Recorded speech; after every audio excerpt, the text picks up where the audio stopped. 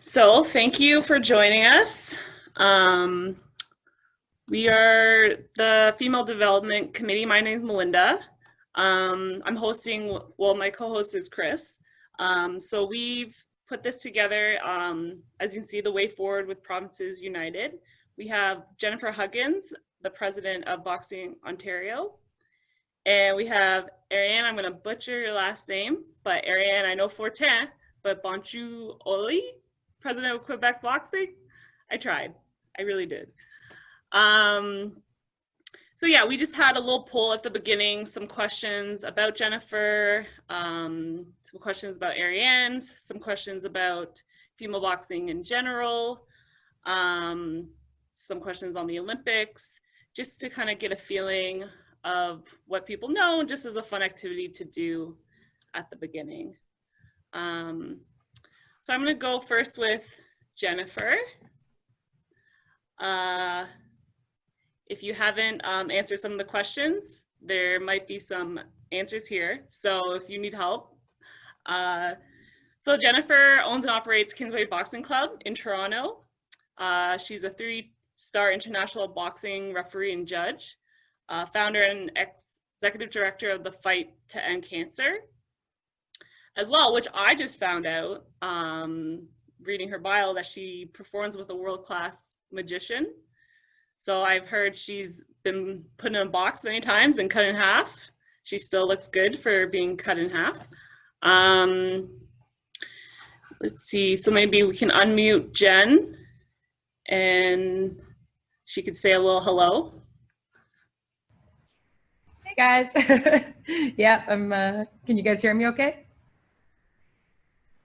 Yes. Oh, perfect. I think you're still spotlighted, so I'm fine with that because I'd much rather look at you than myself. No. Oh, there I am. Hi guys. Nice to see you guys all on a Sunday. The weather here in Toronto's cleared up, so it's nice and sunny. You guys are in my studio right now, one of our locations here for Kingsway Boxing. And I was just telling the girls that I just finished doing my deep clean of the every week here at Kingsway Boxing. That's my new life. I haven't been cut in half lately. It's all virtual. It's not the same. It's like boxing, actually. My magic life has been kind of not so magical lately, but just like boxing, we're finding our way around it. And I attended a virtual magic performance last night. So it's, yeah, so it's still kind of a thing, but it's really, really awesome to see all of you guys here on a Sunday. So thank you for having me. Thanks, Jen. Just wanted to go over a few of some of the things you've done in boxing, especially, you know, becoming president. What was some of the goals you were looking to achieve while, like before you became the president for Boxing Ontario? I think the easiest way to kind of put it is that I've been a member of Boxing Ontario for 15 years. I actually spent some time in Quebec before, actually, over, I think Ariane might know, TriStar. So I had a bit of a Quebec connection. Actually, it was my first kind of intro into boxing. But when I came over here, it was 15 years ago, started my gym, actually, sorry, more than 15 years ago, but I started my gym 15 years ago. And I think that just like everything else, I've kind of gone to the international scene, and then I want to come back and invest back into the local scene, just because this is where it all started for me. And I also want to make sure that I'm investing in something that we're able to grow and ensure that, you know, even after I'm finished with this position as president, which, I mean, I'm just starting it, so I don't want to think about the end yet, but I mean, the day that I am completely just a member again, I want to make sure that we've set something up that we can all be very proud of, and also systems that we can all be a part of. And that's one of my major goals right now.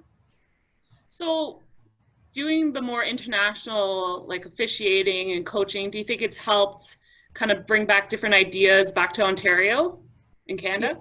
Yeah, absolutely. It's funny because I haven't really spoken too much to Ontario about, or even Canada so much about some of the things I've seen internationally, but I've had the really incredible opportunity of not just working with, but seeing and just observing some of the other countries and how they do things. And I think we could all learn from each other. But one of the biggest ones that really stood out to me was Ireland. I haven't been to Ireland actually, but I've traveled with the Irish national team, which doesn't just consist of Irish boxers or coaches. It consists of a complete analytical team that analyzes not just their own athletes, but the athletes that they're going to be competing against, the officials, the entire system, and, you know, the judges, the referees, how their boxes are going to be looked at. And the fact they have this incredible team behind their boxers really inspired me to know that we have to do something very similar here in Ontario.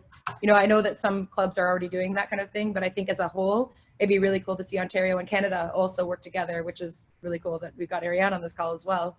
Oops. Go back. Like her. Like her. Good timing. Like through boxing and coaching, officiating, opening your gym, what are some obstacles that you really something maybe that you've really struggled with, or something that you've overcome to kind of get where you are? It's, I guess, interesting because every day poses a new struggle and possible outcomes. And I think the biggest struggle right now that we're all facing is COVID, and a way forward with COVID, not just locally and not just for my own business, but for a sport and for as a world as a whole. So I mean, this would be in the forefront, obviously, for all of us right now. As a boxing gym, I think one of the first things that I ever struggled with, even before I opened my gym, and one of the reasons I opened my own boxing gym, was I didn't know where to turn to get the information that I needed to be able to work forward for myself in the sport.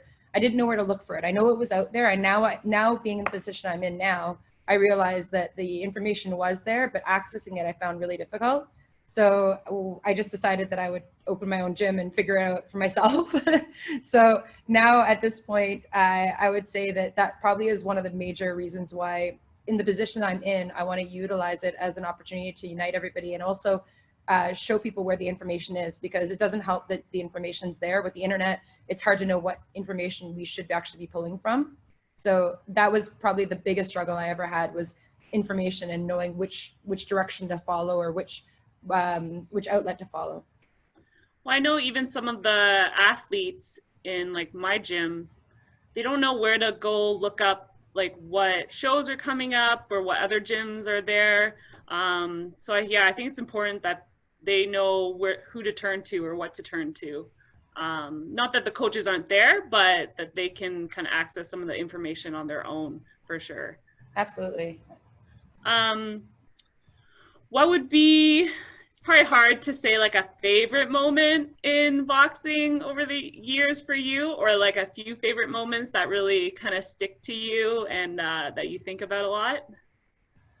What would be the favorite? Sorry, I cut out for a second. What would be the favorite moments that stick out to me? Yeah, favorite moments or moment in boxing for you throughout the years. I'm gonna have to say one of my absolute favorite moments. Every single time I see, and she's on the call right now. So Ariane, when she represented Canada at the Olympic Games, that I could say, oh my gosh, I know her. And Mandy, same thing, Mandy Bouchot from Ontario. To be able to see someone, I mean, I grew up, and I think we all did, watching the Olympics, whether we were watching because we wanted to go to the Olympics. And in my case, I was on the path to the Olympics in a different sport. And I actually didn't see a way forward for myself in the sport of boxing to the Olympics, because at the time when I started, there was no female in the Olympics. That didn't happen until 2012. And to see Mary Spencer be the first female for Canada representing us, not just us as females, but us as a country in the Olympics. I think that for me, watching you, Melinda, walk with the Canada flag down and actually being on TV and in my living room, I'm watching you and I'm sitting there like, this is just the proudest moment I could ever have as a Canadian, I think. And, a sport that I absolutely love and I've devoted my entire life to, we all have. I think those are the moments that really, I think, stand out to be the most, proud moments I've ever had. Yes, especially I feel the first Olympics, like knowing a lot of the competitors, or actually been able to watch them like live compete. And I think one thing that's really good about boxing is in a gym, you can have so many different levels.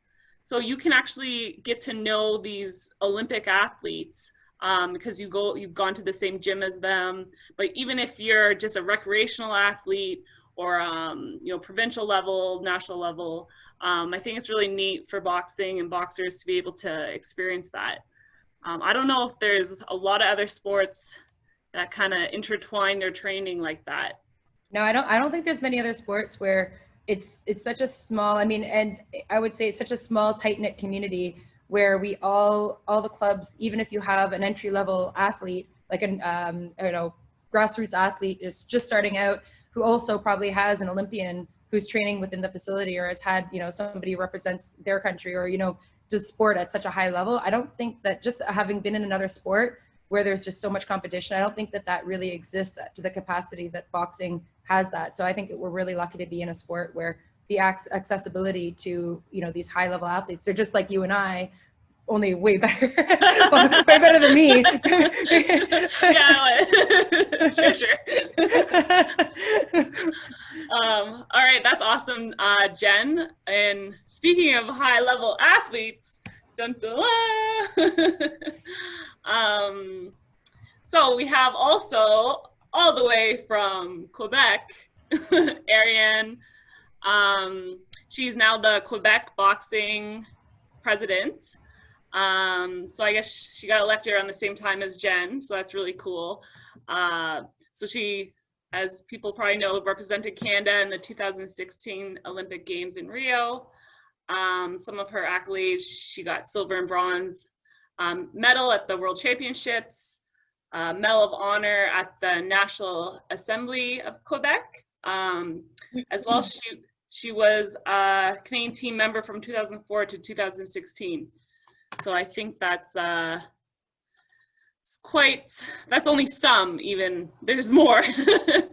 Ariane, let's see if we can unmute Ariane and see if she can. Yes, I am on mute. You're on mute. There you are.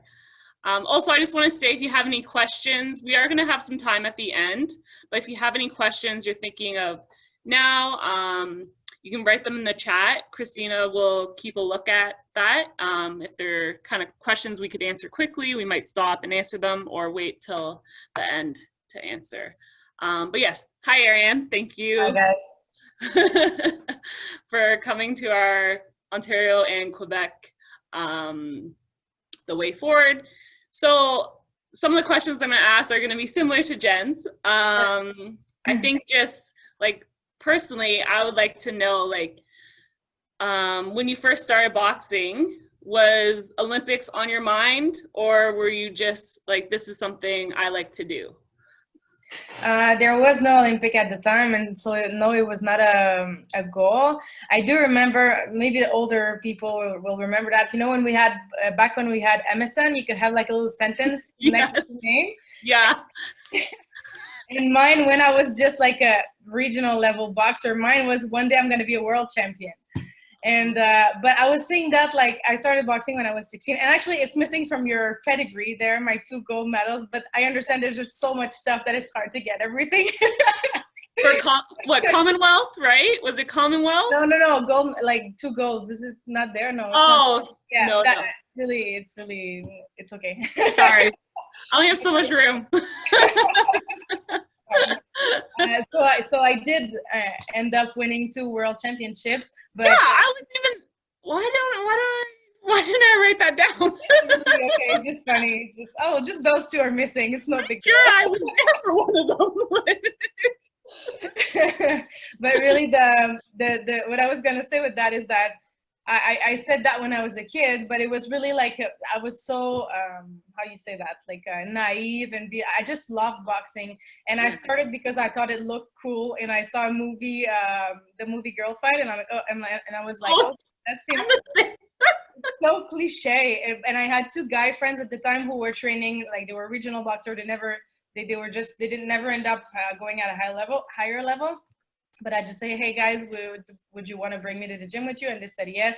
And I remember my first training. I don't know why I was so stressed when I started it, probably because I'm a perfectionist in my nature, but still I had no ambition. I just loved it so much. From the first training, I wanted to learn everything, right? The technique.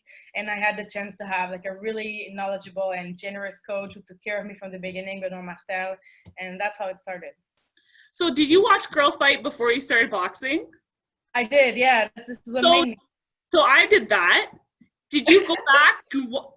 And I thought, I love Michelle Rodriguez, but I thought she was amazing, like in the movie, like boxing. Like I thought her technique, everything was so good. Did you ever go back and watch it now that you're... Yeah, it's horrible. No, it's not horrible, but I But see it with a different eye. You understand that. yeah, just you think they're so amazing, and then Yeah.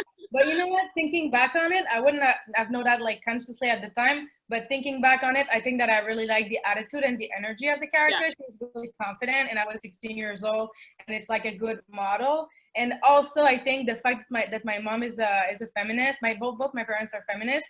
I think that the image of a strong woman that is confident. I think this is what like pulled me towards the sport, but it was not conscious at the time.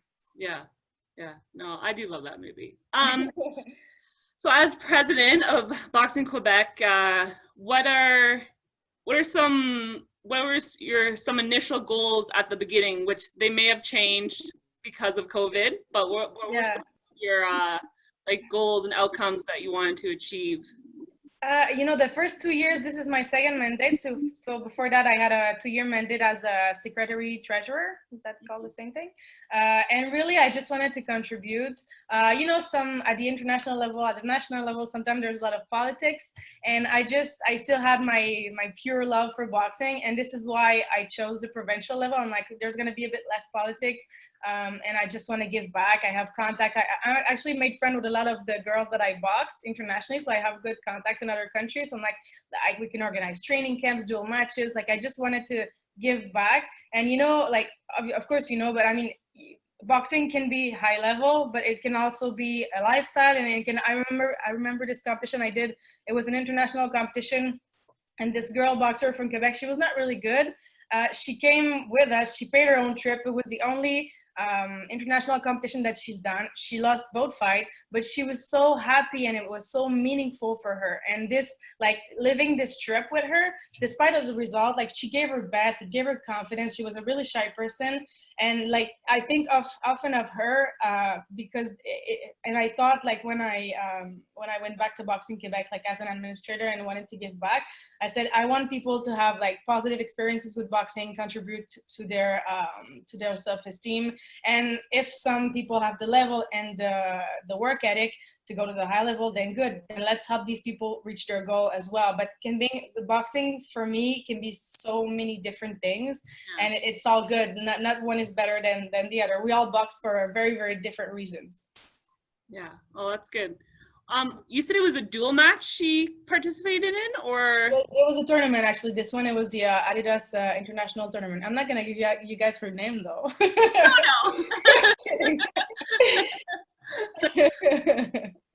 You message it to me later. It's fine.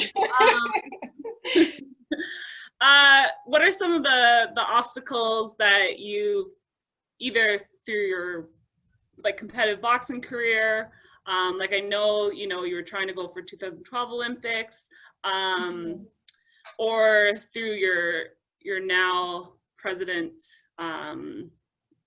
position? There was a lot, and if people would tell me, like, would have told me back then, like, oh, this is all gonna make you stronger, like, just go through it, I would have been like, oh, come on, like, but it did, like, I don't think it's necessary to name like all the obstacles. Some are politics, some are in the entourage. Like, there are various. I think that there's always. I think it's important first to surround yourself with competent and positive people who have your well-being at heart, as an athlete for sure, but also as a person. And I think this is one of the main thing that helped me get through it sanely. But to be more concrete about that, definitely when me and Mary learned it, after we had both won 2 world titles at the same time, celebrated it together in 2008 in China, we knew that both of us, our dream was to go to the Olympics. And like I said, and like Jen said, there was no Olympic at the time. It was almost there for 2008. But finally not. And so our goal was to go to the Olympics, and after having won twice world championship, really what's the biggest challenge? Winning it for a 3rd time, which Mary did after that, or going to the Olympics. So that was really the big goal. And then when we were so excited, both of us, we were so excited to learn that finally in 2009, they announced that in 2012, there would be Olympic for women. We were hysterical. It's actually the first person that I called when I knew it was Mary, because we knew how important for the other it was. I knew it was the only person who could really understand how joyful this moment was for me. Yeah. And so we were so happy until we realized that we were going to have to fight in the same weight class, because out of the 8 weight classes that existed for women at the time, only 3 were going to be represented at the Olympics. So that 3-year period, that was 3 years prior to the Olympic, and so we knew that we were going to have to fight each other every national championship for 3 years, and that the last nationals, which be the national qualifier, would determine who would have the chance to try and qualify internationally. So that was definitely the worst, the hardest part of my career, because if you've seen some of these fights that me and Mary have done, they were really competitive and really close. And there's a whole documentary about it if you're interested. So I won't spend too much time on it.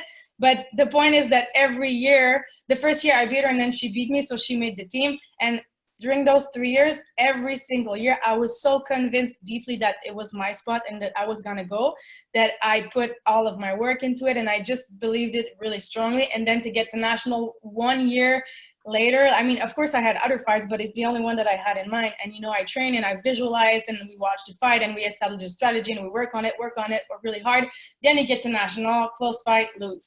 But then I was so convinced that the whole, you know, and it went like that for 3 whole years, and it was really, really hard. But like I said, in the end, you realize it makes you stronger.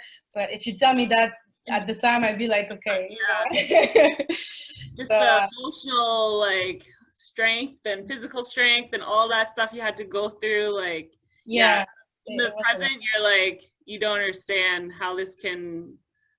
It was devastating, really. It was devastating, but you know, it all worked out. We both had our chance to go to the Olympics. And just, this is something that I like to explain when I give conferences, is that I actually ended up coaching Mary for a few months last year.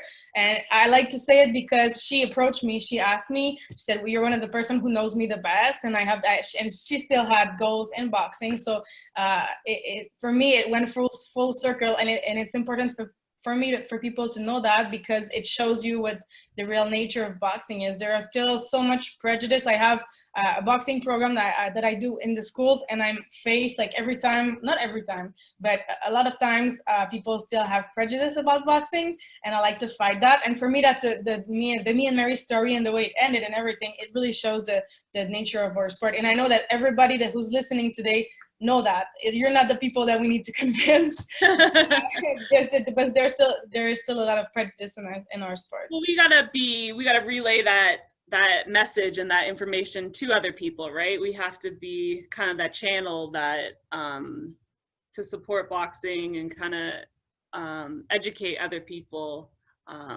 to the facts, right? So yeah, and to what the sport really is, outside of the circus that is professional boxing on TV and the marketing and everything. Like, this is also boxing, and it's fine, it's part of our sport, but it's not just that. Okay, that's great, Ariane. Thank you very much. So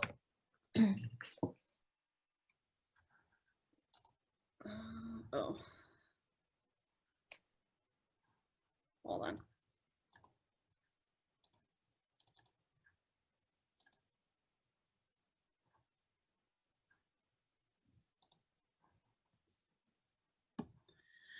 So what I would really like to talk to both of you guys about is, you know, this new board, new energy, this new collaboration of Ontario and Quebec working together. You and Jen working together. How did this come about? Like, did you just message each other, or something like, just be like, hey, you're president, I'm president, wanna, like, or was it, you know, kind of COVID that brought you together to kind of like figure out how to deal, or was it before that you already had that relationship? I'll start with this one. So it's really interesting, the position I've had with boxing kind of alongside of Ariane. Ariane's been, you know, taking the steps as a boxer and working very hard. And I love everything you said about kind of the parallels and where things ended up with you and Mary.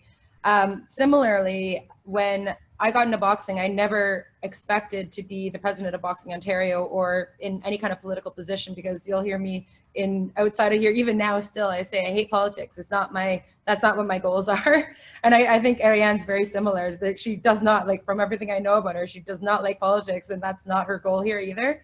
But because of the, I guess, pathway I took as an official and kind of working alongside of I didn't work towards the London Olympics. My first kind of intro into doing any of the qualifiers was towards Rio, and then again some qualifiers into Tokyo. But I did watch all of Ariane's fights that I could see leading up to London, and I took a huge interest. I actually didn't realize how close we were until very recently about the 2008 Olympics. But it was just very parallel. Our universes were very parallel all the way through. And I don't think, and you can correct me if I'm wrong, but I don't think we really actually connected personally until this, like, right at the beginning of COVID. I was in Quebec doing upgrades for the Quebec officials, to the national Quebec officials.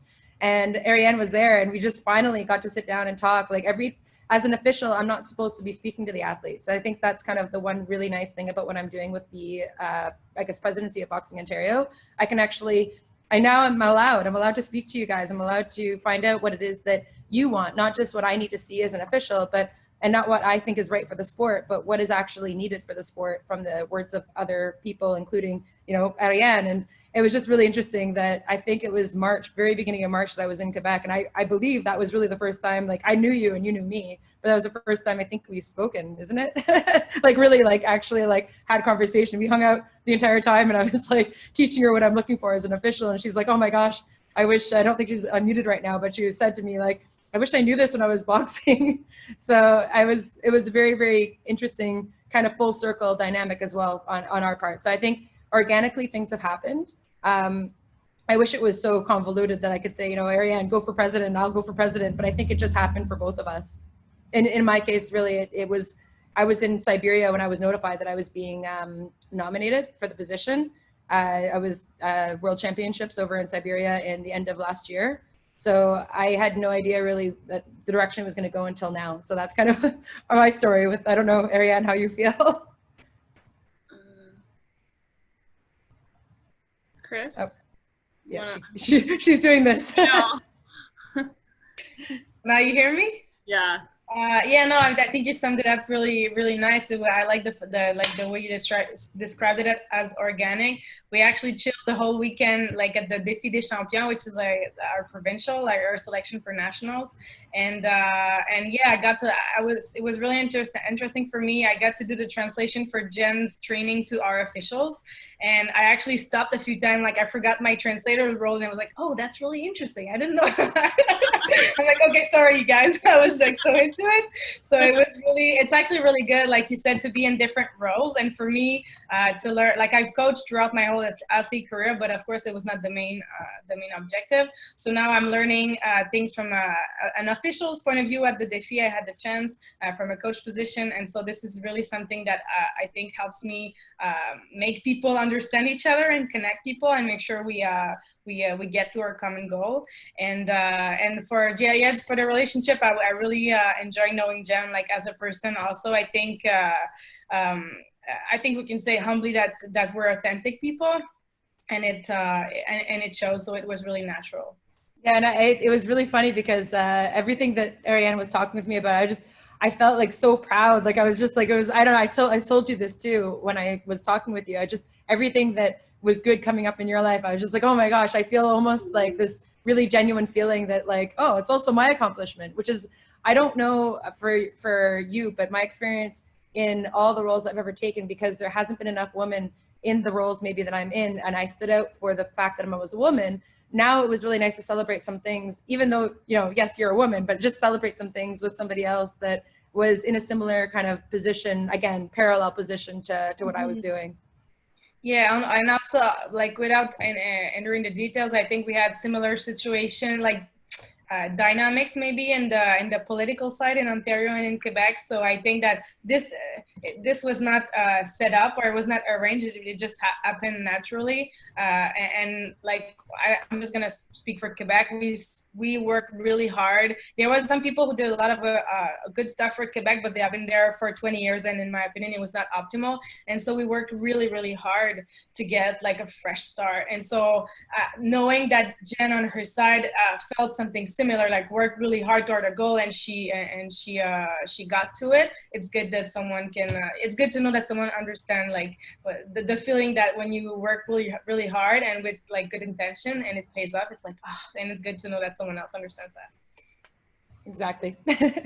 Are you talking with other provinces in Canada as well? Kind of like saying, like using you guys as an example, like we're kind of coming together and these are the changes we're trying to affect, kind of bringing all the provinces together a little bit? Yeah, absolutely. I mean, again, because Canada has, we have many provinces and we're all, I think boxing's in a really good growth period. And I know that might not be the correct kind of term, but I think that just like Ariane is going through some changes over in Quebec, we're going through changes here in Ontario that everyone's very aware of.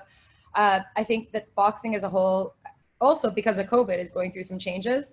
So all of the provinces are working very closely. And because we're so close to Quebec, I think it's going to be a really great relationship moving forward to be able to, I mean, we're neighbors. We're literally, a drive away. Quebec has always come here for tournaments, training camps. I think that, we can definitely work towards training camps. I have some things I'm really excited to talk to Ariane about. I haven't even done that yet, so I can't talk to you guys yet about it. But the idea of collaboration is an overwhelming kind of theme of all the provinces at this time. I think everybody else is muted. Yeah. Just a reminder, you can put questions in the chat, and everyone's muted unless they want to say something. If they would rather ask their question in person, we can unmute you. Just going back to kind of the, having another woman. Oh, why does this keep freezing? Hold on. There we go. Jen, you kind of mentioned this 20% versus 30%, how, the difference of 10%, it can really affect the change, affect change for women and female. Do you want to say more about that? Yeah, sure. It's interesting. I was, and I think Ariane probably, and I'm not sure if you can unmute her as well, Chris, but I'm not sure how many gender equality or equity conferences that you've been sent to in the position you're in. I was recently sent to one maybe about a year and a half ago. I was sent to Bulgaria, and it was an initiative from IABA, actually. I don't know, have you been to anything like that before, Ariane? No? Okay, so it was strange. It was like all of these women, and I was like, why is Ariane not here? Why is Mandy not here? Like, why is Mary not here? Anyway, so they sent me to this thing, and it had a few boxers, but it had more, I think, officials and delegates who represent their countries on kind of the greater scale for the sport itself. So I think maybe that was the initiative, and that's the reason why. So it was Bulgaria. It was called the Gender Equity Conference, and I learned the difference between equality and equity. There's actually a really great image, and I'll try to find it and send it to you guys maybe when this video gets sent out as a record. But basically, it was this image of a wall, and everyone being at this wall, but everyone's different heights. So you have, the tall person can see over the wall, the shorter person can kind of jump to see over the wall, shorter, and eventually get down to the person who, like, the wall is just this gigantic thing in front of them, and there's nothing they can do to see over it. So I guess equality is being brought to that wall, and being able to, we've all been brought to that wall, but equity is being brought to that wall and being given the tools that you need to see over that wall. So, the tall person, yes, they brought to that wall, they can see over that wall, great, good for them. But what about the people who are shorter and shorter, and the shortest person there, how are they gonna see over that wall? Just being brought there is not enough. And I don't think until I attended, so equity, they show another picture of equity, and there's all the same, everyone's all the same level, and the littlest person has this ladder, and they're able to see over the wall, no problem. And that's what equity is. And I think that our goal as women in sport, I think, and because we know that it's not equal, it's not equitable at this moment, it's getting there, and we're all taking steps to get there. Until and Ariane, I don't know how you feel like if you agree with me, but I used to fight against the notion, I still do fight against the notion that, well, just because I'm a woman doesn't mean that I don't have all the same, you know, tools and I'm not as good as the men. I still will fight, you know, tooth and nail, like, oh no, you know what? I've gotten all these things, I've accomplished these things, and you can too. And it's true. But sometimes we fight so hard to say, look, you can do it, instead of taking a look sometimes and saying, you know what, there's a reason why it's so difficult. I don't know if you can agree with that kind of mentality. Is, I don't know, maybe I'm not probably not explaining it correctly, but I think in my mind, I was always very much like, no, it's equal world. We're, you know, we all have the same opportunities. We're all able to accomplish the same things. But I think the 20 versus 30, I guess maybe to explain it to you guys all, basically what they showed us was you've got 10 people, you know, 10 people in a line or 10 people in a group. And let's say the board of directors, for example, Boxing Canada board of directors, you got 10 men. And then you add one woman in there. So now you've got 9 men, 1 woman. Well, now you stand out as a woman because you're that one woman. And in that context, it's not the right reasons. I'm still a very, very important, you know, role, and I'm doing a great job, probably better than any man could have done, fine. But I still am standing out because I'm the one woman. Then when you bring 2 in, so now there's 2 of us, and you've got the 2 women, it's wonderful. It's really good if we can work together, but we're still kind of the 2 women. And now it's going to be like the rest of the men looking at the 2 women saying, and I trust me, this is hard for me to say because I don't like the idea that there's anything, you know, unequal for the women right now, even though I know there is. But now you've got 2 women, you've got Ariane and I, you know, the 2 women running provinces. Well, now we stand out because, oh, well, which one's better? You know, is who's doing a better job? Who's a nicer person? Luckily, I think we're both very nice. And I really, like, honestly, I couldn't be happier with the fact that it's Ariane. But for it to really work, and for any dynamic, and I would say in boxing, I think that one of the pushes right now is the 30% for women on any board. For it to really work, you need to have the 30%, so that not only do you have 2 women saying, you know, which one, you know, people can look and say which one's better. They have 3 women. Now we can work each other up and lift each other up. And that dynamic is something that's very, very important moving forward. And I didn't realize until I went to this conference, and actually during the conference, I still didn't realize it. It was only probably when I started taking different positions like this one, where I was like, oh, okay, I start seeing this dynamic. So I don't know if that clarifies a little bit better. I kind of shoot everywhere. But No. if I can add to that, I don't feel like this. I see a lot in boxing. I remember we had a chat about that with Jen. You see that in professional boxing as well. The most current example that comes to mind in Quebec, we have Marie-Ève Dicker and we have Kim Clavel. Kim boxes at 106 and Marie-Ève at 160. But somehow when they get interviewed, they get asked about the other. And you don't see that in guys. So I think it's like a human natural thing to just like to pin women against each other. It's like a natural thing. I'm not saying it, and most of the time it doesn't come from the women. It's just a natural thing. And sometimes it does come from the women. I think it depends on the type of character you have. But it is something that I observe. And that's why it makes sense when you bring a 3rd woman, then it kind of changes the dynamic. And this is something that from my experience, I've experienced in different spheres, not only in boxing. Absolutely. I think that's perfect example is Marie-Ève Dicker, I don't know how to pronounce the name properly, and Kim Clavel. It's exactly the same kind of thing. And you're right, it's human nature. And I just think that dynamic only changes when you've got equality. Not all women, because, you know, we all know that all women bring a different dynamic as well, and not all men, because that brings a different dynamic as well. Mm-hmm. That's a really good way to put it. And I like the visualization of the wall, like bringing them to the wall, but if the wall is still too high or too short, like you can't see over it.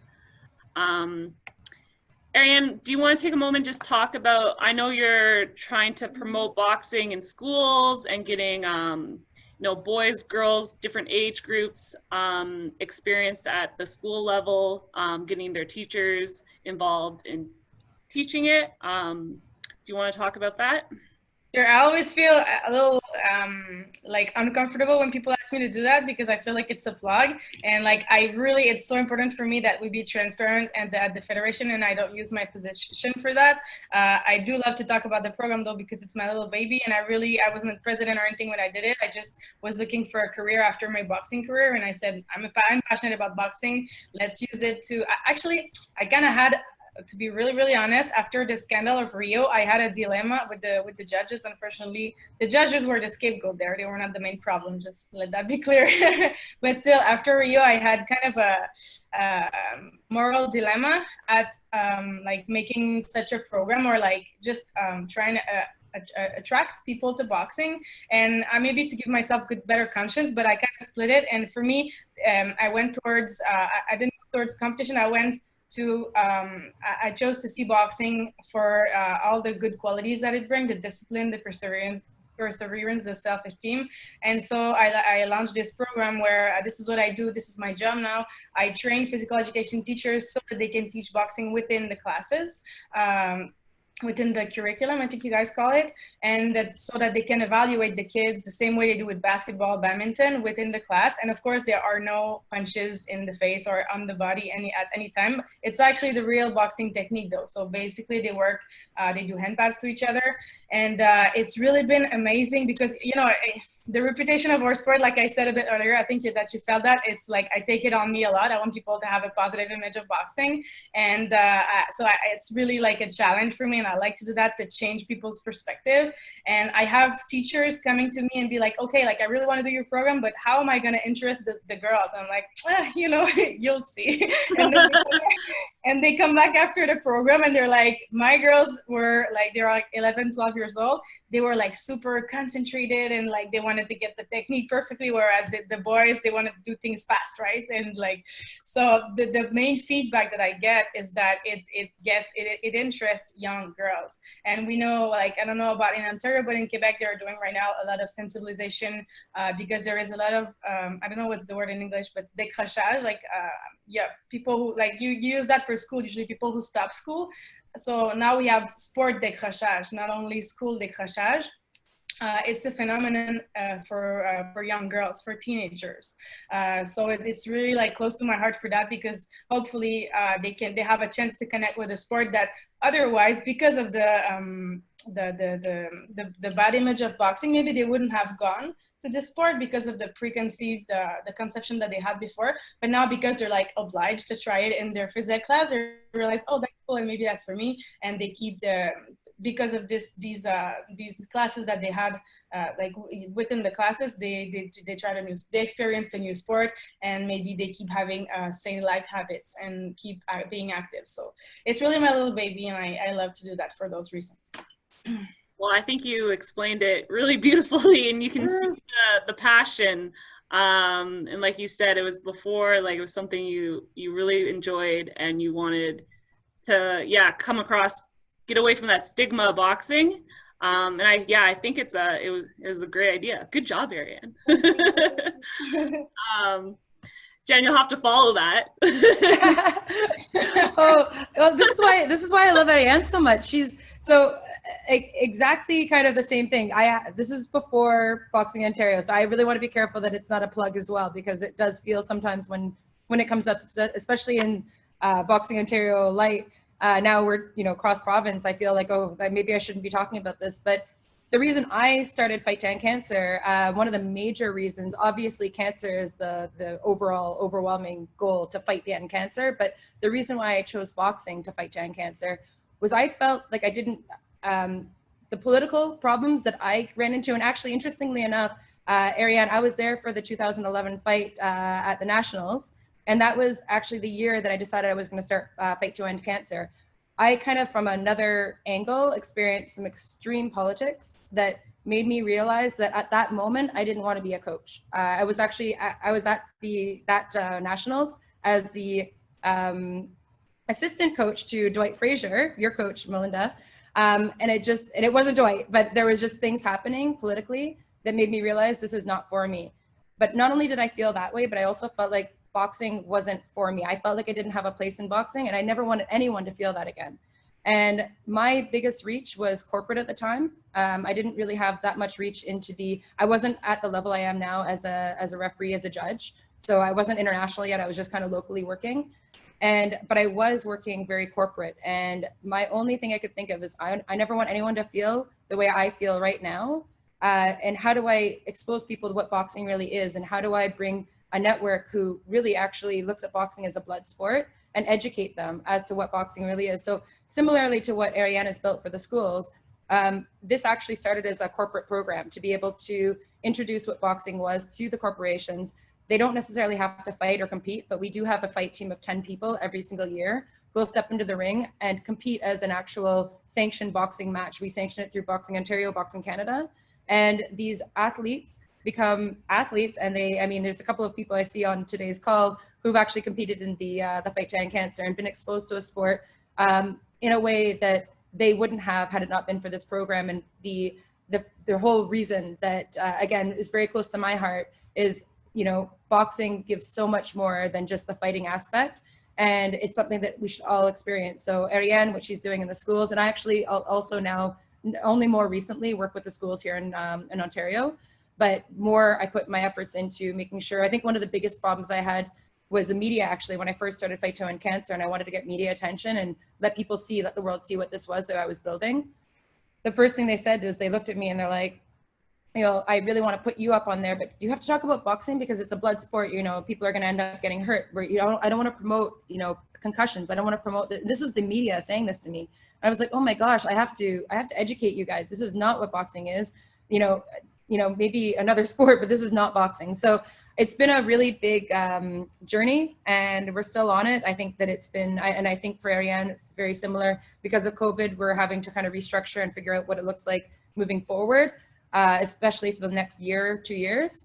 But it's something I'm so proud of and feel that it does work actually in line. And I think, again, same as Ariane's program, it works in line with bringing athletes, because they all have to register through Boxing Ontario, Boxing Canada. So it brings new athletes to the sport of boxing in a very positive light.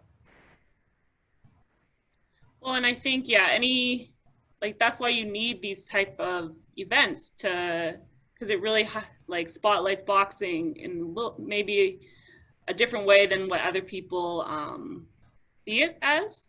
And it's for a great cause as well, right? So exactly.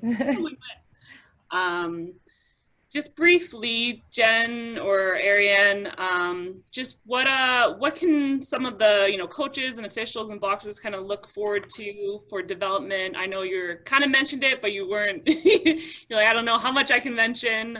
Maybe just like a generic, like maybe ideas or what people can expect in the coming up. Because I know like we have no competition right now, so this is something people could be focusing on. Absolutely. So I again, this is a blessing. So I've said this a few times. This is a blessing. COVID for sport and for athletes and even for coaches and officials is a bit of a blessing in disguise in some capacity. I mean, if you can find the silver lining, because it's made us all stop and see, how do we develop ourselves? The athletes are trying to stay in shape. The athletes are trying to stay fight ready. And especially the high performance athletes who are waiting to see if they can go to Tokyo are trying to stay ready and prepared so they can step into the ring as soon as we say go. Alternatively, the coaches and the officials, we have to continue our development. We have to continue putting the time into ourselves and not just say, oh man, I really wish there was competition. I really wish there was training. There is training. There is a lot we can be doing. And that's something that, again, Ariane and I, and right now I'm speaking to a couple of the other provinces who are very, very intent on offering some different development programs. I've spoken a few times about the NCCP coaching certifications and actually personal development.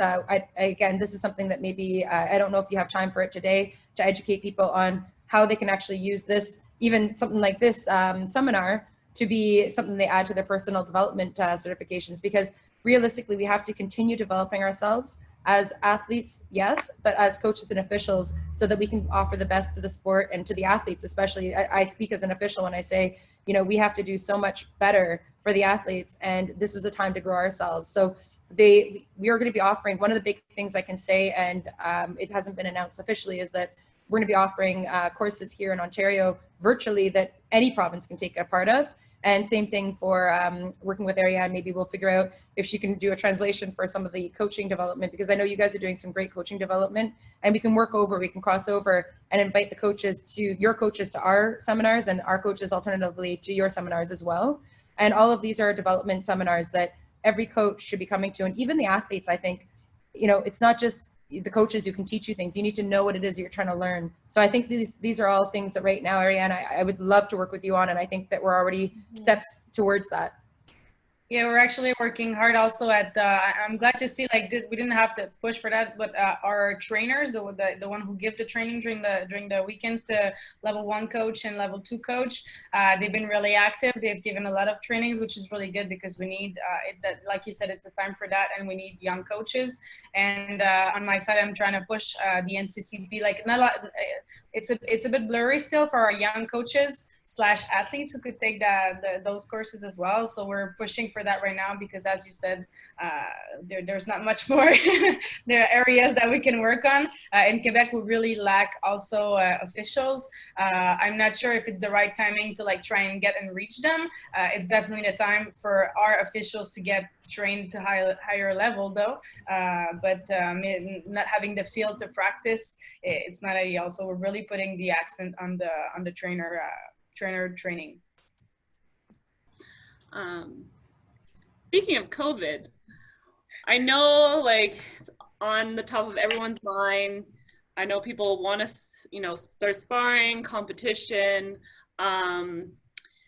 Just if you guys want, either Ariane or Jen want to talk about, working with the government and where you kind of see us moving on. I know a lot is up in the air because school is starting. We don't know how that's going to affect things. But yeah, like we are, maybe just to clarify what we are starting to do, like with the sparring, just so people know, where they are, what they're allowed to do. Yeah, I'll let Ariane go first, and then I can kind of cap it off with where Ontario is at.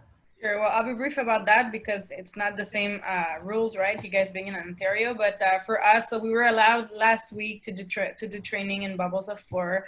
So we're allowed to do any kind of contact, like sparring technique 2x2, like I said earlier, but just in bubbles of 4. And that protocol is in place so that if at some point one boxer tests positive or think that he had symptom, you isolate the little bubble, and then you haven't contaminated the whole gym. So that's what's been allowed by the government. It's been really slow work. Like we work with the 5 other Federation of Combat Sport in Quebec to try and put some nice pressure on the government, on the public health department. They finally gave us that last week, so we're not expecting competition to happen. I would say like best scenario January, but I would be like so happy if this is what happens, because really I'm thinking more like some coaches from the other combat sport federation were talking a year and a half, 2 years. So it's really like we're in we don't know. So we're working also with Sport Quebec, who's like a regroupment. And they're trying to, at this point, it's all really politics. And like you said, Jen, earlier, I really don't like politics. When you do it for the right reasons, though, for the people, it becomes meaningful.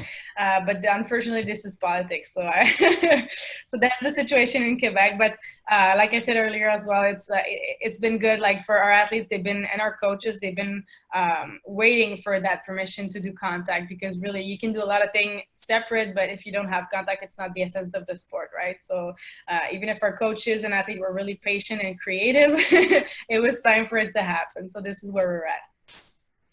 Yeah, we're in a similar boat right now where we've been allowed to do sparring for a little while now, but at my gym, for example, we're opting not to do it at this very moment because there is no competition. So we're actually kind of patiently waiting to see what happens with back to school, and the bubble's kind of expanding, and it's a very, very scary, for lack of a better word, it's a very scary time for everybody.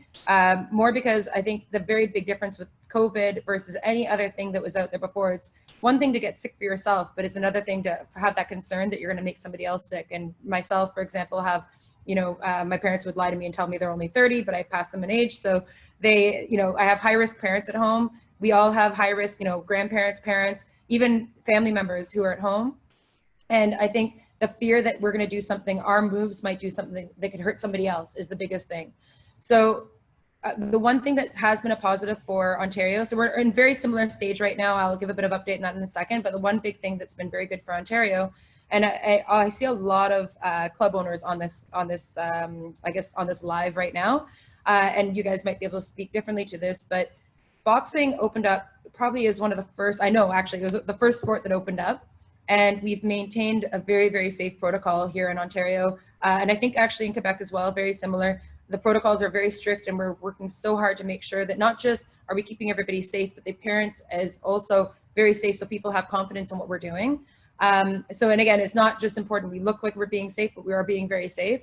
So it looks like boxing is on the forefront. I've got people transferring from other sports. It's the first time in my life that I'm seeing people come from hockey because they don't have hockey open, or it's very different. They haven't opened basketball. Things are very, they've made an announcement that volleyball is not going to start back up until, Ontario volleyball, sorry, it's not going to start back up until next year at least. We're gaining new athletes into the sport of boxing. The development of boxing right now at the grassroots level, and I can't say for the high performance is a very different world, and I think Ariane really speaks from the high performance view right now. But for the grassroots level right now, I've never seen boxing have a better time. Like it's really amazing to see what we can do.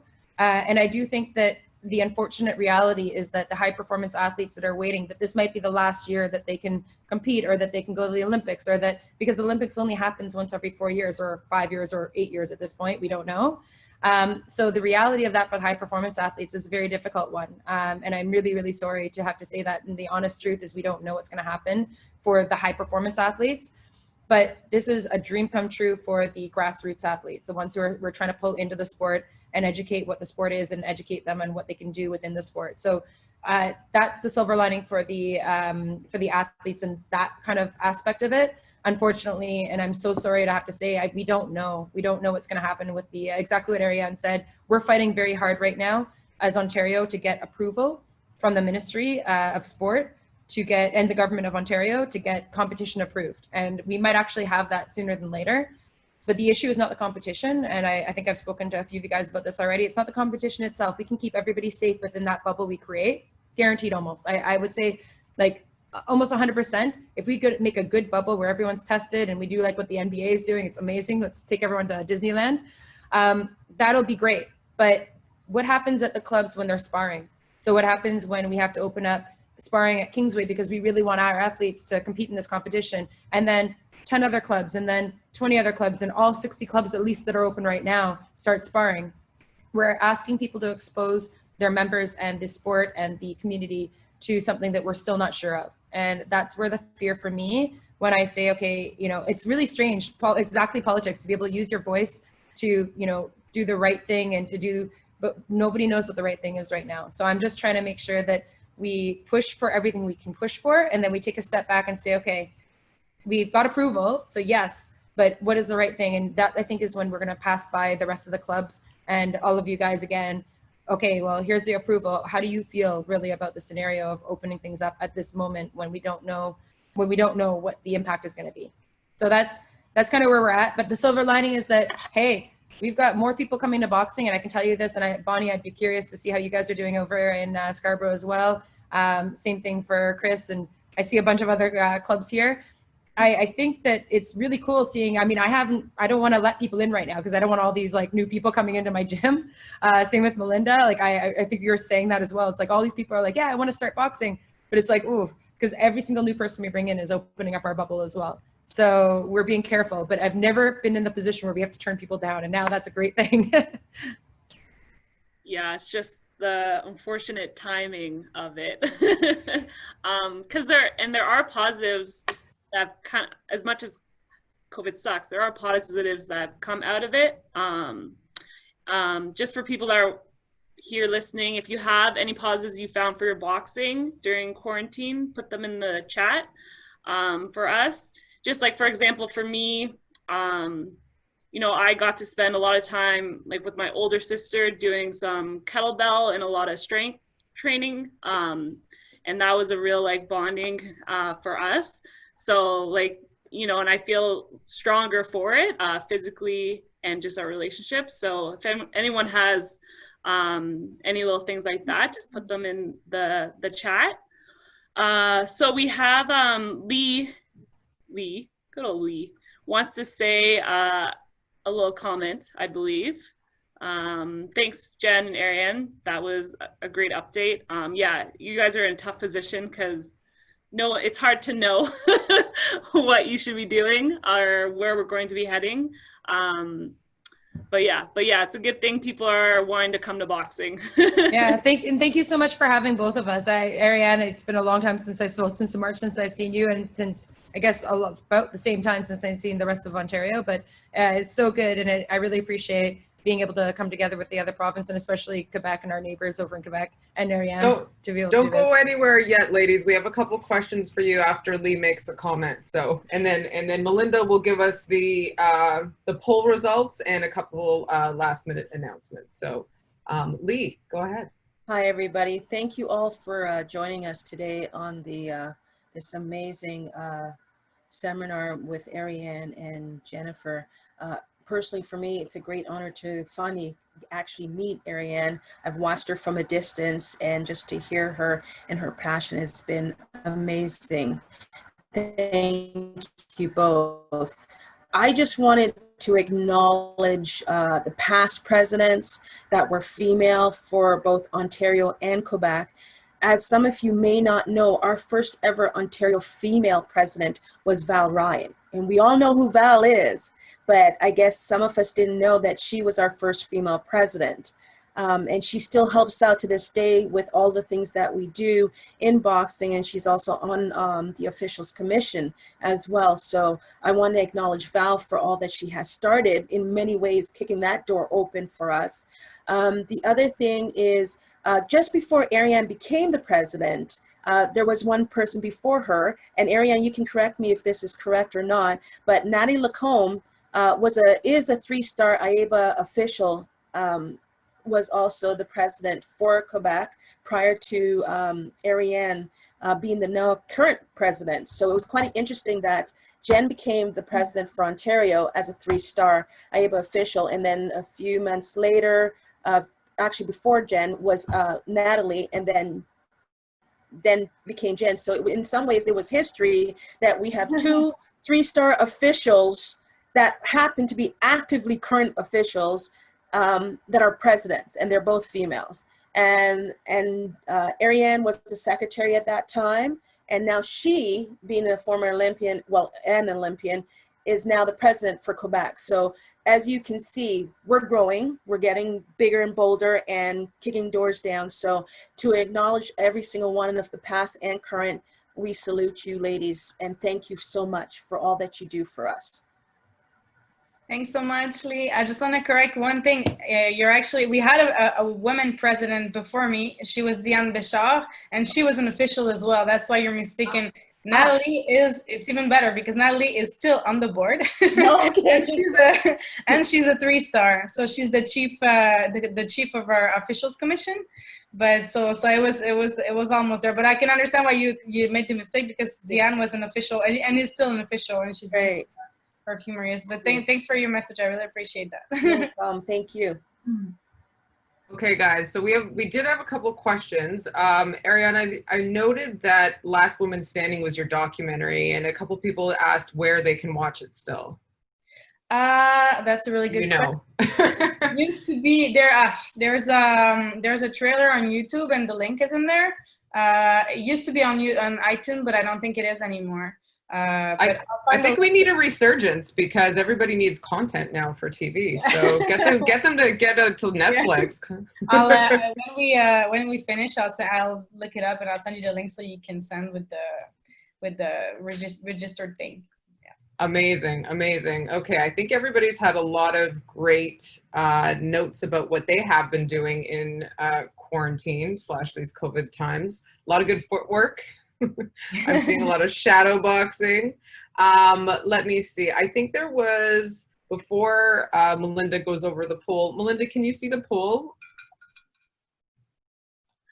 I can't see it for some reason. Okay, why am I the only person that can see it? Okay, I will go over the poll right now. Melinda put together these great questions. So the first one was, what type of membership do you have with boxing or Boxing Ontario or Quebec Boxing? So right now, the majority of the people in this call, 59%, were coaches, 35% competitive boxers, 24% officials, 18% recreational, and 12% that are non-members. So that's pretty cool.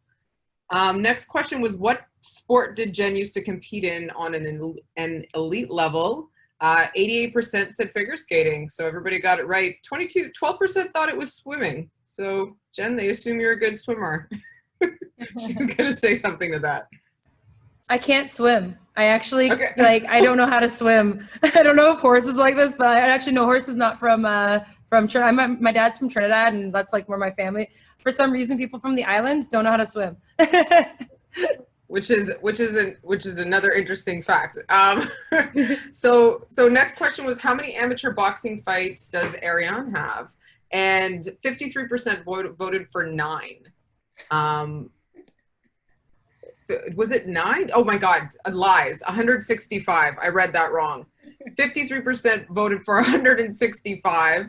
And 24% voted for 85, and 18% voted for 100. What was it, Ariane? 165.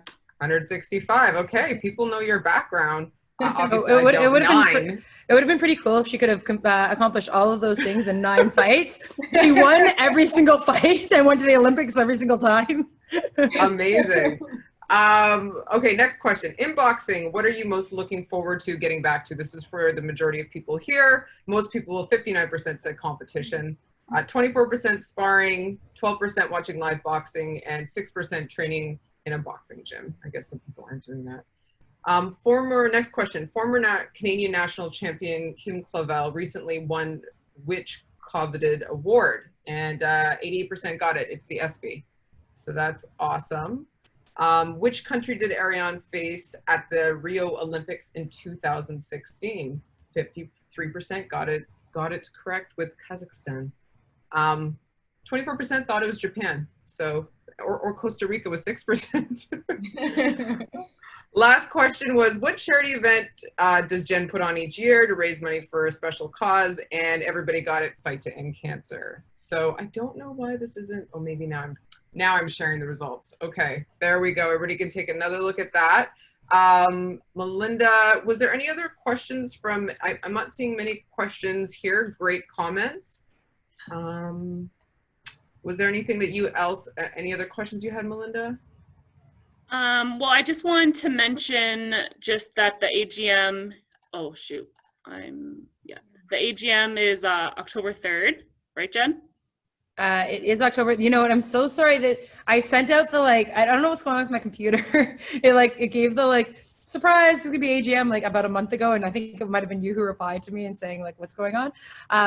So yeah, it will be October 3rd. For some reason, we haven't gotten the, I thought we had it booked, so you'll get the official announcement for that, and all members, anyone who's a member of Boxing Ontario should be attending that. And if you're not a member, I heard there was a couple non-members, you guys can get a recreational membership and attend our, I think, I could be wrong, but I feel like Ariane, you could be a member of Boxing Ontario if you'd like. But yeah, you guys should all just come to the AGM. Just make sure to register for a rec membership at least. There you go. She could maybe get an honorarium rec membership. Yeah, I'll trade with her. I want to be an honorary Quebec boxing member, so we'll just go a trade. All right, works for me. Awesome. Sorry. I also wanted to mention we have another webinar November 22nd at 1 p.m. It's a kind of combo webinar, so it's with the Female Development Committee as well as the Coaching Committee. So we'll be talking about coaching competitive athletes. And I'm sure there may be updates about the development that Jen will be working on and Ariane, so we could probably go over that at that time as well. But yeah, so that would be another good one to RSVP for, or put it in your calendar. And we should be able to get everybody points for that in their locker, correct? I think so. We're gonna try. Yeah, I think that all you have to do is just personal, and I think it'd be really good to start off that one with how to access that. Awesome. All right. Oh, did we get Kevin? He has a question. He has 2 questions actually. Put him in the chat. Hold on.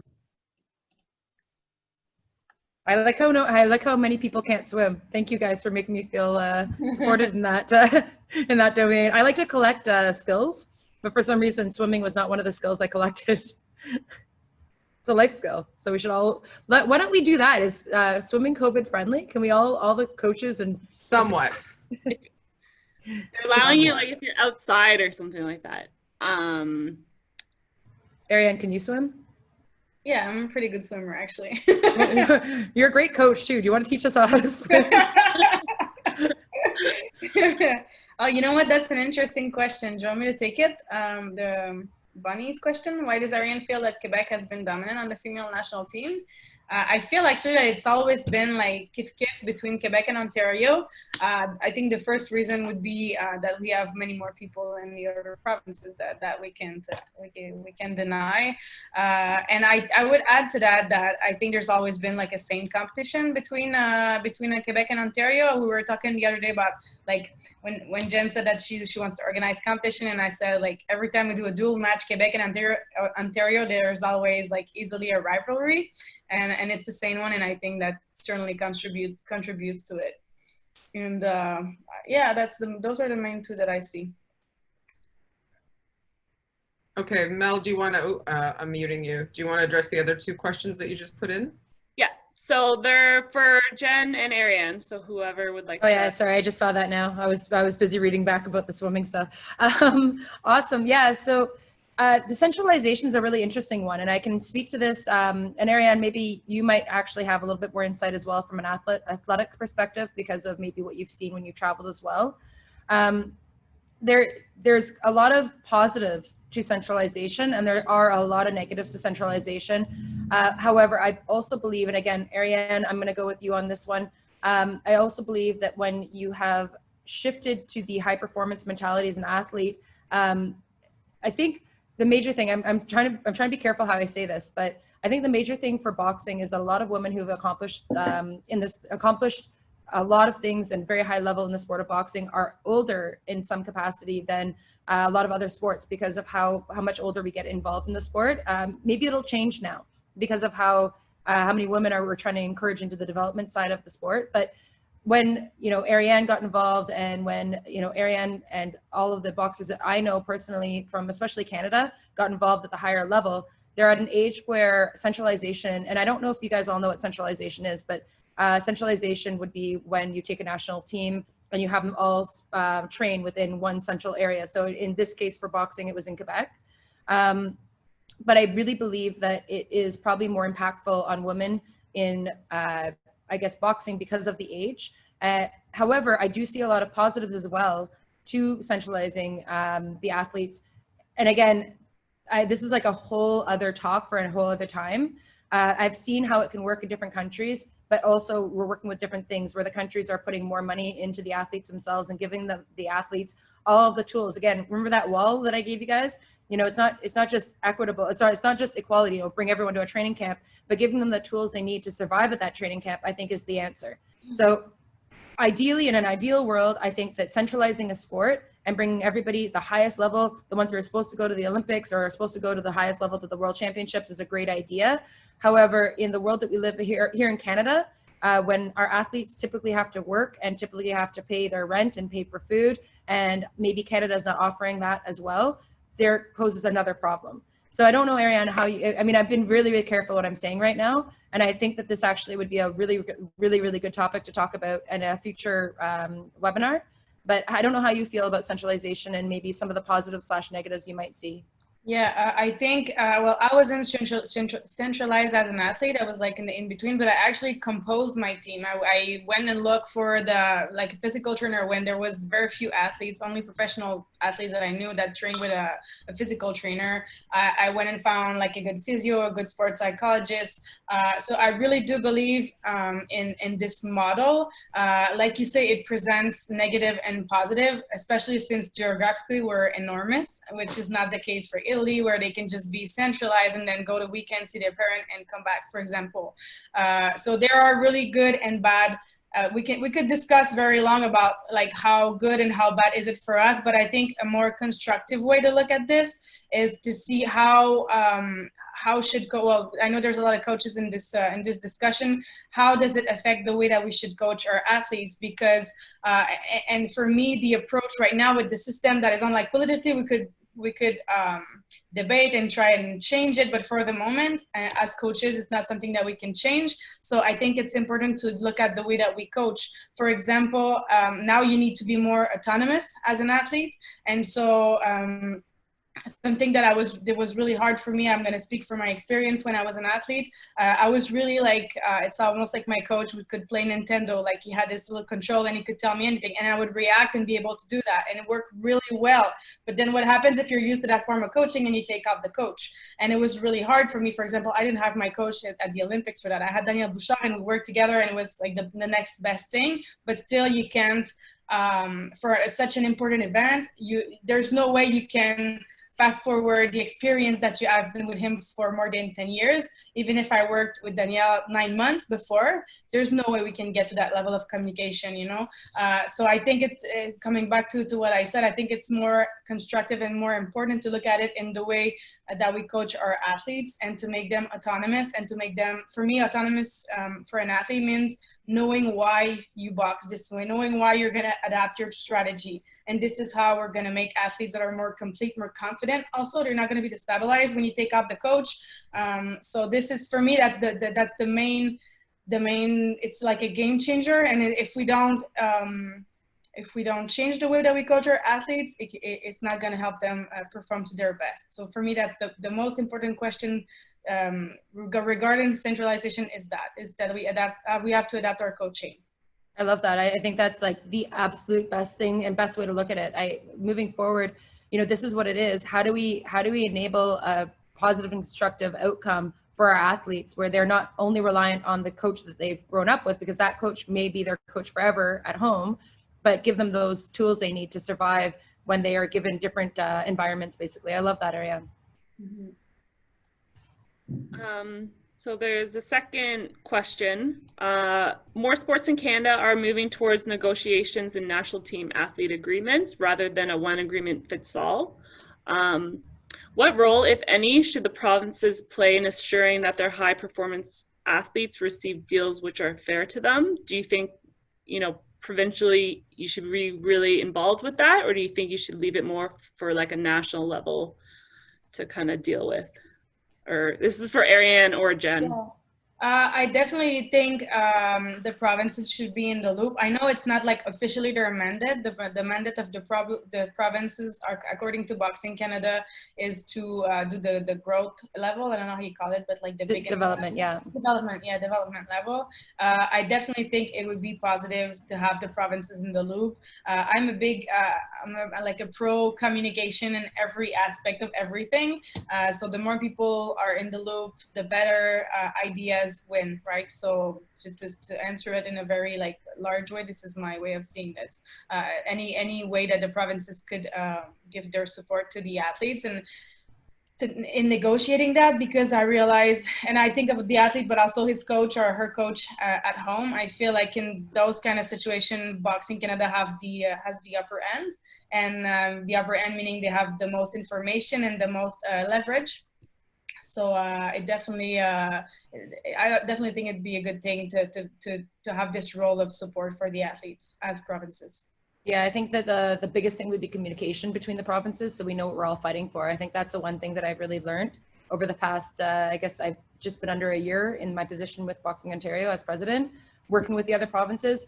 None of us really were communicating, I think, as well as we needed to be, and I think we're starting to get there now with what our expectations should be.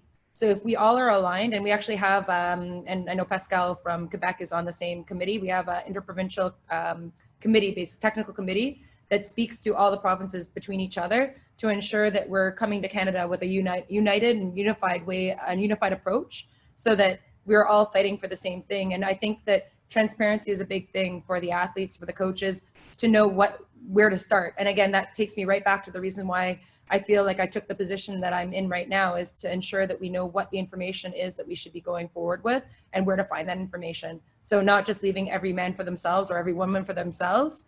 I think it's important we all know what it is that we're actually, the direction we're all going, so that we can have that expectation. And Boxing Canada, yes, I think Boxing Canada should be fighting as well for what it is that the provinces come forward with. And that's why the unified approach really matters on our part. Okay, let's do one more question. This is for Ariane, just more on a personal level. Why did you decide to go more the administrative route with boxing as opposed to like turning pro or doing more coaching or anything like that? I am in the gym as a coach. I did a little bit, actually, I did a lot of things, a little bit of everything after I retired because I felt I just wanted to like try different things and like really find my place. So I coached this amateur athlete. I was in it now, and then I stopped. So I did private classes. I did everything. The involvement with the federation, like I said earlier, it was really because I wanted to give back, and I didn't even want to go for president. It just happened that actually, like, to be totally transparent, like I told you, I went as a secretary treasurer. I'm like, I'm just gonna give back and like organize these projects, these dual matches, these training camps. And then I saw that things weren't made. I'm becoming a really good politician, you'll see. I saw that things aren't made like in an optimal manner. So I started to dig and I found some stuff. I'm like, oh man, we need to change that. So it was not my original like purpose or objective. And then then it seemed like I was the best person for the president, but it's like people who pushed me there really, and now I own it and I'm so happy, and I do have like I'm a strong leader, I would say. Like even when I was not president or I didn't want to take the spot, it's like I always want to speak, and I would not always take all the space, but like, you know, make sure we get to the same the better idea. Anyway, I'm really passionate about it. So it was just, to sum it up, it was just really, really natural. And I think that like the fact that now I'm back in the gym more with the Vincent class team at Pound for Pound, and I have the chance to work with like high level, like provincial level competitors, and also pro as well. I think it's good to have this like good balance of being on the field, talking with the coaches regularly, not just from an office place. I think it's and I think Jen, you can agree on that because you have the same with your gym, right? It's really good to have both. And this is how you get the best idea, that you make the best decision in the end. Absolutely, yeah. No, I couldn't say it better myself. Well, I think some people have, you know, greatness like thrust upon them, Ariane, and I think whether it wasn't your initial intention to become the president, I think you're going to be great. Same with you, Jen. You guys are both doing so awesome. I'm so impressed. It's kind of like sigh relief a little bit how the board and how things are running. I think oh, hold on, a couple messages. Just yeah, did we mention the Last Woman Standing is it can be found on CBC documentary channel if anyone gets that with their cable subscription. People have cable still, I don't know. We'll send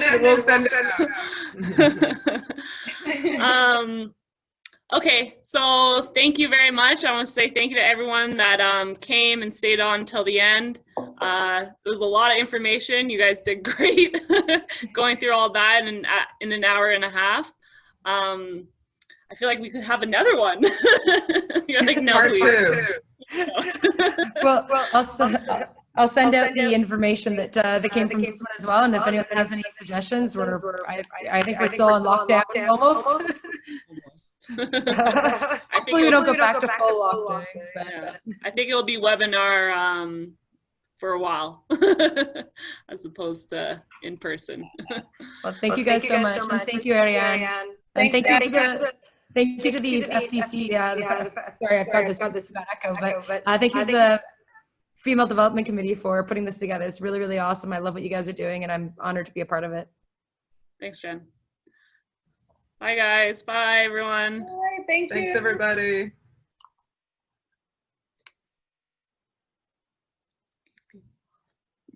Marley.